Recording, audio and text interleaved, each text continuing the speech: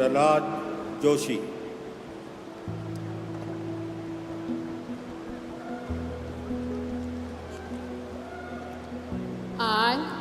I, Pralhad Joshi,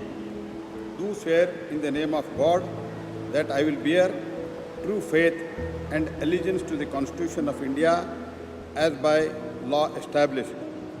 that I will uphold the sovereignty and integrity of India, that I will faithfully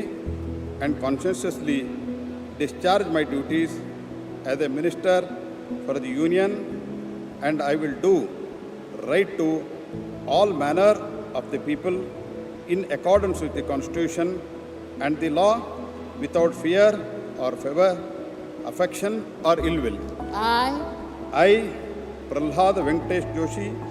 do swear in the name of God that I will not directly or indirectly communicate or reveal to any person or any matter which shall be brought under my consideration or shall become known to me as a Minister for Union, except may be required for the due discharge of my duties as such Minister.